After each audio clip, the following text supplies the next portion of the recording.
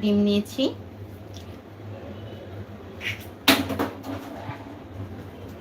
নয়জন চলে আসছে। তো এই ডিমগুলোকে এখন আমি ভালো করে ফেটিয়ে নিব। আপনারা হচ্ছে ডিমটা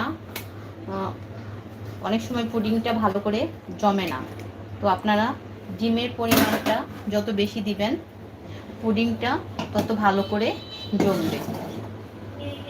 আর হচ্ছে দুধটাকে ভালো করে ঘন করে নিতে হবে। 16 জন, একজন লাইকও দিছে। আমার কথা শোনা যাচ্ছে কিনা একটু কমেন্টস করে জানাবেন, ঠিক মতো বোঝা যাচ্ছে কিনা।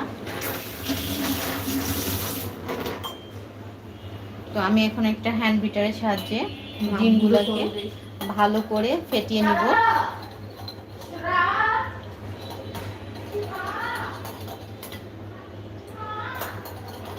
আপনারা চাইলে এটা বানানোটা একদম ইজি, মোটামুটি আমরা কম বেশি সবাই বানাতে পারি।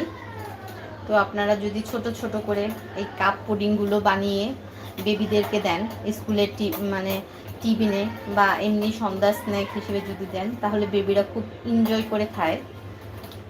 কারণ আমার ছেলে মেয়েগুলো মানে খুবই এনজয় করে, মানে এই